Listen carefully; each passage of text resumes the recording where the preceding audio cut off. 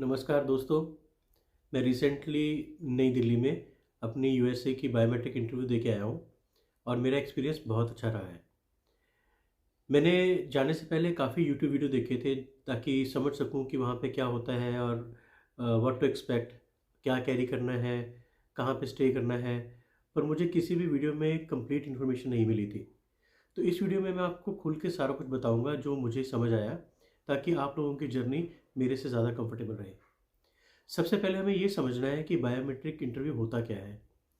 जब हम किसी भी एम्बेसी में इंटरव्यू के लिए जाते हैं तो पहले हमारे बायोमेट्रिक्स लिए जाते हैं। बायोमेट्रिक्स का मतलब होता है दोनों हाथों की चारों उंगलियां और दोनों अंगूठे और आपकी फ़ोटोग्राफ। ये सारी चीज़ों को मिला के बायोमेट्रिक्स बोला जाता है। तो अब जब हम बायोमेट्रिक लिए जाते हैं तो बहुत सारे लोगों के मन में सवाल होता है कि हम कौन कौन से डॉक्यूमेंट लेके जाएं। अब यूएसए के लिए जब मैं गया था तो मुझे भी यही बताया गया था कि आप अपना जितने डॉक्यूमेंट्स ले जा सकते हैं मैक्सिमम लेके जाइए, अपनी आईटीआर्स लेके जाइए, अपना पैन कार्ड लेके जाइए, आधार कार्ड लेके जाइए। लेकिन आम तौर पे जो वहाँ पे आपको तीन ही डॉक्यूमेंट चाहिए होते हैं। एक आपका पासपोर्ट, एक आपकी अपॉइंटमेंट कंफर्मेशन और एक आपका DS-160 कंफर्मेशन। इन तीन डॉक्यूमेंट्स के अलावा 99% आपको कुछ नहीं पूछा जाएगा अगर ये डॉक्यूमेंट्स आपके ठीक हैं तो। अगर इन डॉक्यूमेंट्स में कहीं कोई दिक्कत लगती है तो आपसे एडिशनल डॉक्यूमेंट्स मांगे जा सकते हैं। जो लिस्ट ऑफ डॉक्यूमेंट्स आप कैरी कर सकते हैं उसका कोई अंत नहीं है।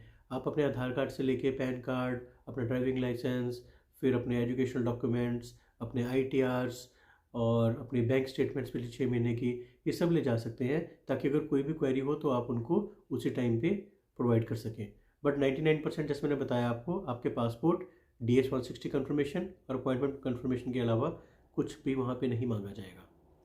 दूसरी जो एक बहुत इंपॉर्टेंट बात थी जो मुझे नहीं पता थी और किसी भी वीडियो से मुझे क्लियर नहीं हुई थी, वो ये है कि आप वहाँ पे क्या क्या कैरी कर सकते हैं।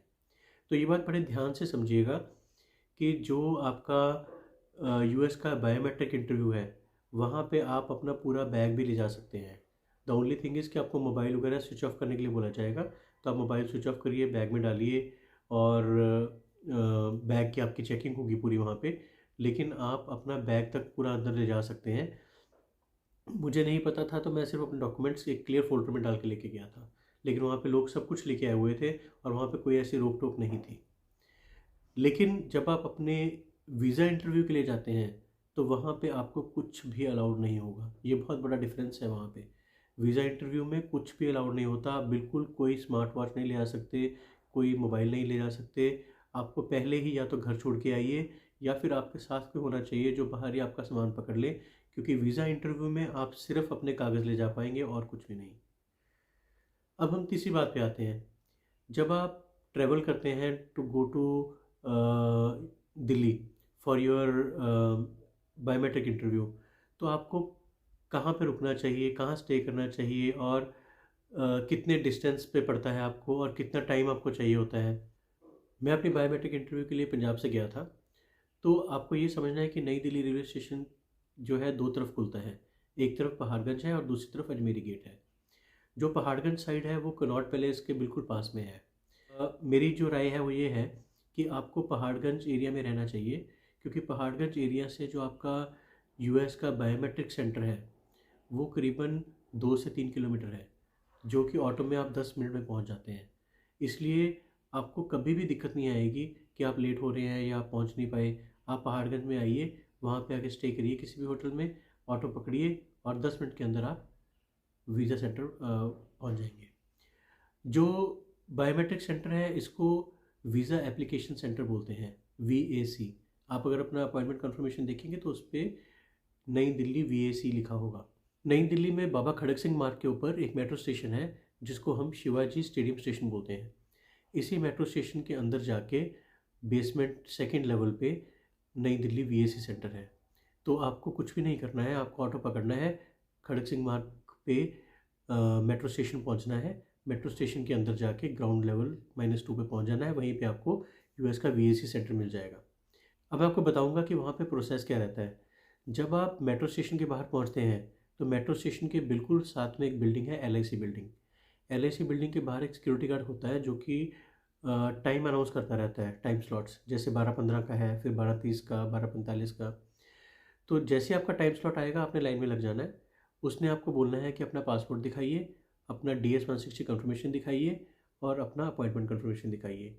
ये 3 चीज़ें देख के वो आपको डायरेक्शन दिखा देगा मेट्रो स्टेशन के अंदर जाने के लिए। आप मेट्रो स्टेशन के अंदर जाएँगे तो वहाँ से लिफ्ट भी नीचे जाती है और सीढ़ियाँ भी जाती हैं। आपने -2 लेवल पे जाना है, वहीं पे आपको आराम से दिख जाएगा यूएस का VAC सेंटर। वहाँ पे भी एक लाइन लगेगी, आपने आराम से लाइन में लग जाना है। पहले वहाँ पे आपके वो डॉक्यूमेंट्स चेक करते हैं, डॉक्यूमेंट्स में आपका पासपोर्ट, DS-160 कंफर्मेशन और अपॉइंटमेंट कंफर्मेशन चेक करते हैं।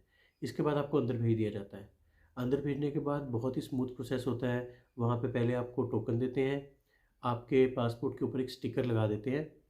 वो स्टिकर बड़ा इंपॉर्टेंट स्टिकर होता है। उसी स्टिकर से वो आपकी सारी इन्फॉर्मेशन हमेशा चेक करेंगे आगे, जब आप वीज़ा इंटरव्यू के लिए भी जाएँगे। जब आपको टोकन मिल जाएगा तो आपको फिर से एक और लाइन में लगाएँगे। उस लाइन में लगने के बाद आपके सामने करीबन 15 विंडोज़ होंगी। उन 15 विंडोज़ के ऊपर बायोमेट्रिक्स लेने के लिए ऑफ़िसर्स बैठे होते हैं। तो जैसे ही आपका नाम बुलाया जाएगा, आप अपनी विंडो पे जाएँगे, वहाँ पे आपका नाम पूछेंगे, आपका पासपोर्ट देखेंगे और आपको बायोमेट्रिक्स लगाने के लिए कहेंगे। अगर उनको कोई डॉक्यूमेंट चाहिए होगा तो आप डॉक्यूमेंट माँग सकते हैं, अदरवाइज़ यूजुअली वहाँ पे आपका कोई डॉक्यूमेंट नहीं माँगा जाएगा। इसके बाद जैसे आपके बायोमेट्रिक्स हो जाते हैं, आपको एग्ज़िट से बाहर निकाल दिया जाता है और वहाँ से आप वापस जा सकते हैं। Thank you.